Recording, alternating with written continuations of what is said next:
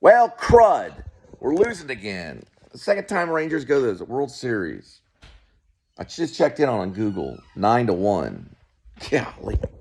Well, we at least got there, huh? Rangers are losing against the Diamondbacks. Last night or today? I think they lost last night. Been wanting to watch it for many years. Stanley Kubrick, one of my favorites. 1975, Barry Lyndon. Ryan O'Neal plays a rogue. And he marries a rich widow to move up the aristocratic ladder. It's 18th century. It's British. And it's Stanley Kubrick. And it's a masterpiece. And the idea behind the film, for what I understand, is that he wanted to make a painting, and each segment was a painting. He used one segment with nothing but candlelight, a lot of natural light, a lot of wide shots, and the camera relatively still. Sound is overlapped, diegetic sound is overlapped by non-diegetic music that's very classical at the time, and he uses his one famous piece, which is played on the harpsichord. And if you know that famous piece, which is also used in Clockwork Orange, it's a musical piece, leave a comment, because I'm about to go look it up. All right, so the music of Handel's Sarabande, which was banned because they felt it was obscene music, was done in the 16th century, and this is to the 18th century. He also uses Handel's Sarabande. He uses that also in Clockwork Orange, and it goes, meh, meh, meh, meh, meh, meh. And it is used here on the harpsichord. But it's an interesting piece of music. It's kind of the theme music for Stanley Kubrick. I don't think it's in this scene right here. This is a marching scene. But there's a duel scene, too, that's very classic. It looks like a painting as well, where he duels the man that basically is going to marry one of his mistresses. So he's a rogue that's trying to move up the aristocratic society. Almost a little like Tom Jones, a little bit, if you read Tom Jones. But this is very UK, very British, very Stanley Kubrick. Meh, meh, meh. Kitty, come on. Meh, meh, meh. Now, just to let you know, I do think at some times in my life that Stanley Kubrick is a ghost. And I feel like sometimes he visits me and says, Cole, you have to really not do pans as much. It's not that good. It's smearing because Kubrick talked in a very kind of low tone.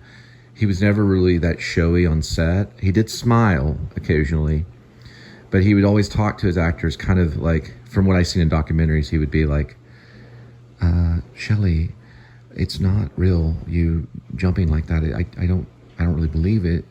And then he would also, he didn't go over to Shelley Duvall. I don't know. He may have yelled, but from what I see in documentaries, he was just kind of, up front with her and lowering his voice because she had missed getting out of the set one time.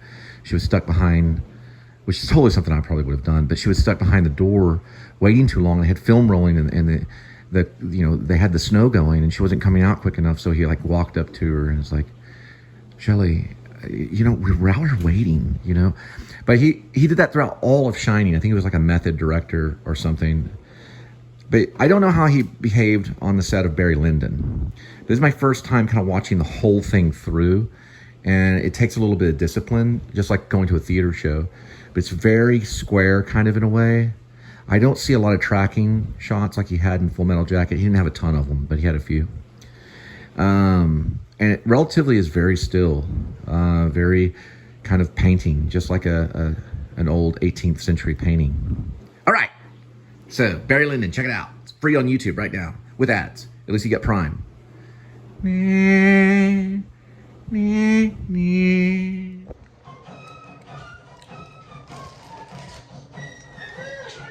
Hey, sweetie, you might want to feed Kitty. He'll start to growl a little bit when he gets hungry.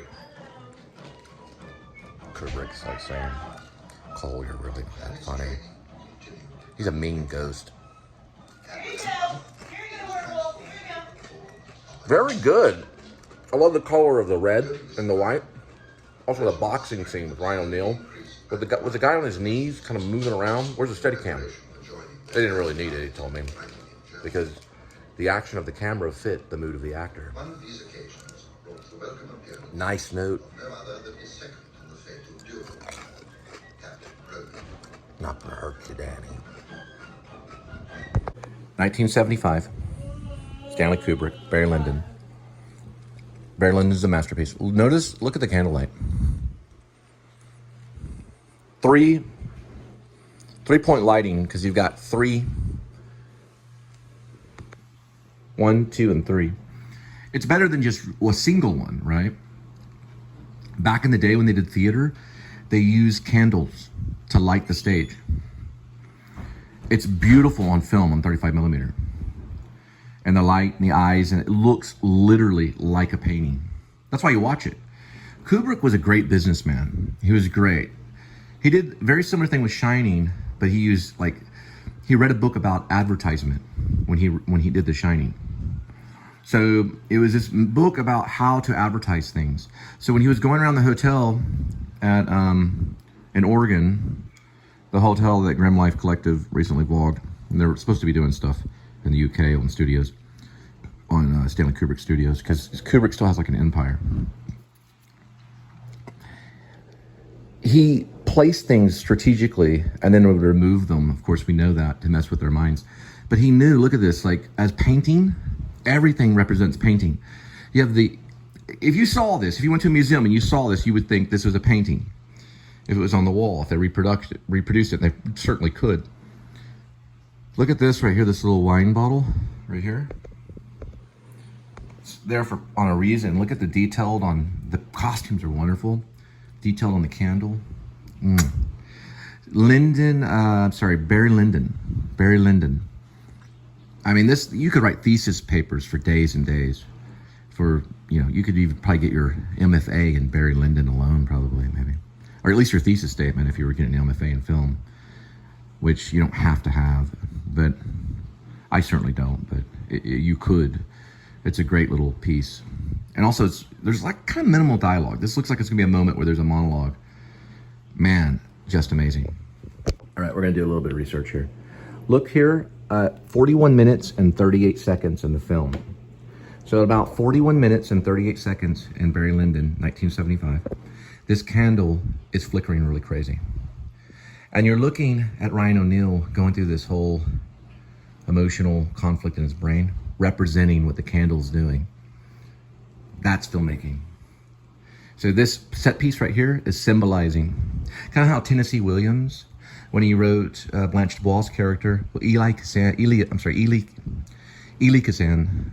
wrote down that Blanche DuBois was a fluttering moth in a bulb, like hitting a bulb, a fluttering moth fluttering before a bulb. That's what he wanted to see her movement as. Well, the filmmaker can do this with props and things. It's a subtle little thing, the candle's flickering, representing almost like his emotion or his complex thoughts, the thoughts that are hard and confusing going on in his head. You can see his brow scour and he's kind of looking downward, and the candle does this with him. That's magic. And yet he's only using a candle. No CGI, nothing else. He did it with a candle in this scene. Check it out. It does provoke emotion at 41 minutes and 38 seconds. Greatness. Dun, dun, dun, dun, dun, dun. Now, when they speak over the candles, they'll flicker. So he'll say something, it'll do a V shot, so it'll be a shot from a different angle, and you can see the candle flicker. Then he'll speak, and the candle will flicker. It's as if they're talking into fire. He used the natural world. And also a note on The Shining, when the kid was running from his father in the maze, they ran on salt. He brought in salt. So he liked to use elements of the earth in his filmmaking, and in fire too. So they're talking into fire. Their breath affects the movement of the fire and how it affected them when they would speak. Breathing the words of life into fire, as that's how Kubrick probably thought. Calm down, kitty, it's only Kubrick. Plus, I have these hint of lime chips that he can't get to.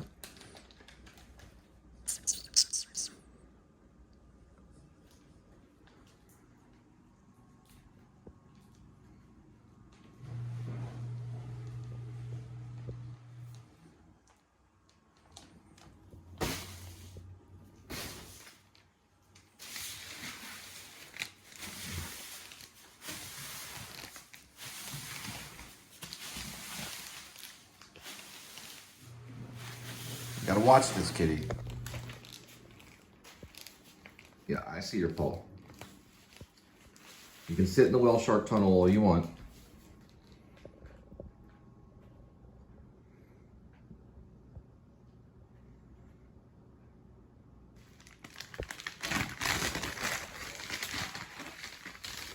You want a chip?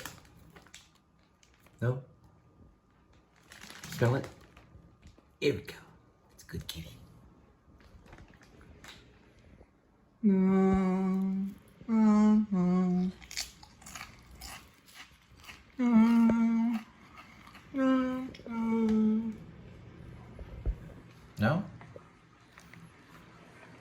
Suit yourself. All right. So what he chose to do here were two basic shots. This is almost kind of a medium shot for say. I'm gonna click over to the next one and you're gonna see kind of like a long shot, or what you'd call maybe a wide shot. So I may be a little confused as a director, but I learned it as long shot, but you can maybe call this a wide shot.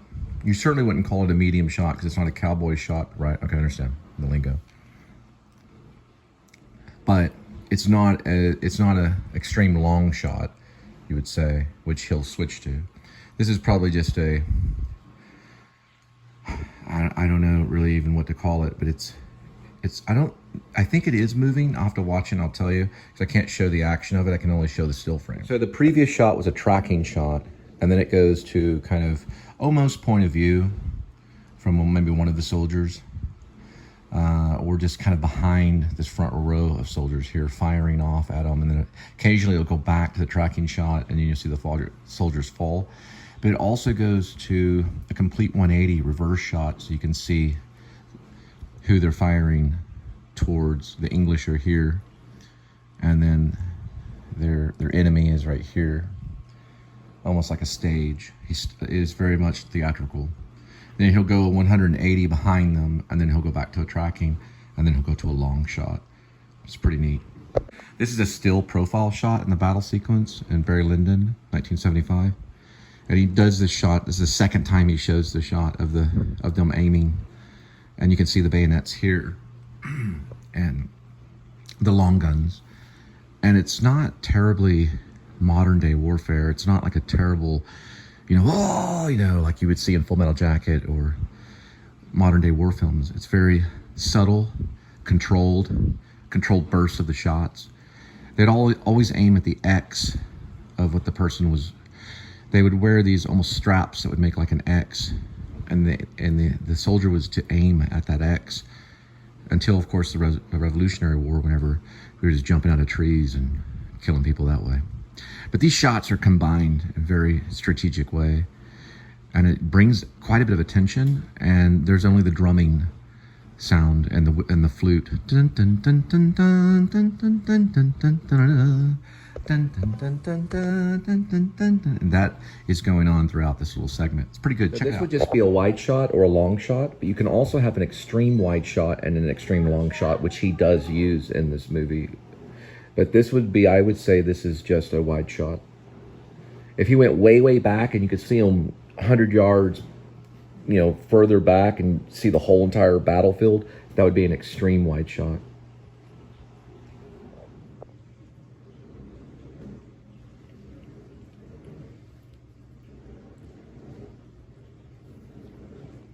Dun, dun, dun.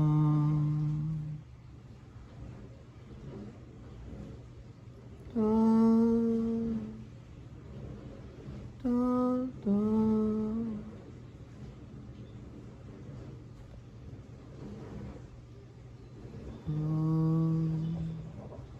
Dun, dun.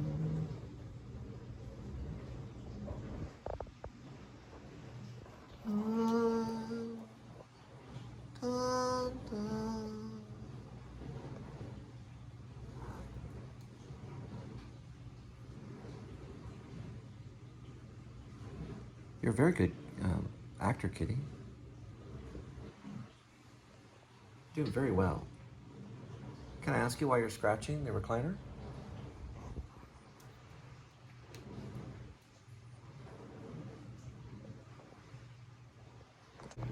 So Ryan O'Neal here is crying, and his commander tells him to kiss me, dear boy. We'll never meet again.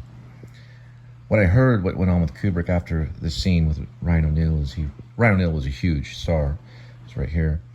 He went up to him and he said, it's very good, Ryan O'Neal. It was very, very good. Very good. Very good. Yeah, he was very proud of Ryan O'Neal and using him. He was very nice to him. Very believable, Ryan. Very, very good. Thank you. Very good. So in Barry Lyndon, it starts off in 1750 in actually Ireland. Excuse me. And he eventually is kind of on the road. He goes on the run in a way. He does marry a rich widow, and the duel happens, I believe, in Ireland, and then eventually he shoots a British officer. He joins the Royal Army, okay, the British Army.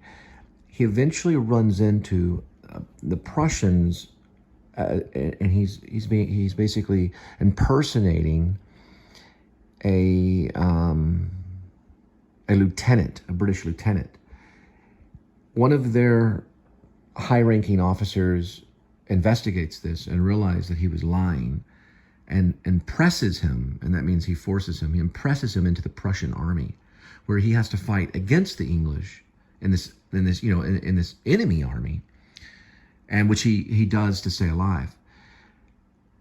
It's kind of Spartacus in a way, but it's way out there. This is 1750 is when it begins in Ireland. Sorry about that. It's very English though, because it's Stanley Kubrick, and these shots this is almost, I would say this is borderline extreme wide shot or long shot. I'm learning that wide shot and long shot's almost the same thing, but I think this is an extreme wide. This is a very complex story, and I will tell you that the book that it's based on. So like Tom Jones, there's a word in this, Thackeray. So William Makepeace Thackeray was the writer of this story called, I believe, The Luck of Barry Lyndon. Okay, so William Makepeace Thackeray wrote this book, believe in 1800s, but it's set in 1754, around that time, 1750. Okay, back to Barry Lyndon, 1975. This is a kind of a comedy, just like Tom Jones is a comedy too, because Barry Lyndon is a gold digger. He's a rogue. Gold digger that's, he's just trying to survive, almost like a hustler. And now he is impressed in the Prussian army, and we're talking about, this is like probably set 1750s, but it was written in 1844 by William Makepeace Thackeray. Everything is almost set up like a painting, very much. Kubrick did a very good job with this. It's a very good film. It didn't do very well. It wasn't the most popular. Some may call it a snorebore, what I call a snorebore film. I find it pretty entertaining, to be honest, and very hilarious. It's funny when the Prussian officer approaches him and talks to him and says, hey, we'll take you in. It's perfectly fine. And, Ryan O'Neal is just like, oh, well, thank you. And then the next thing you know, the drums come in and they turn around and they're going back to the castle, to be protected, and that would, never really happen, but they had respect among enemies and everything like that. It's an interesting, it's a great little film on behavior and mannerism, and also how the function of war happens in society.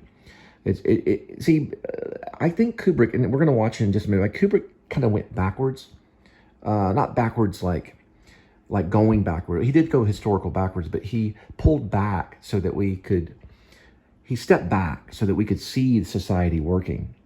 Rather than, like, let's say an actor making a movie where you're seeing the human struggle of someone and you're knowing all their thoughts. That's not the case necessarily with Barry Lyndon. You're seeing how things are functioning as opposed to knowing the exact thoughts of the protagonist. But you do see the function of war, and it's pretty interesting.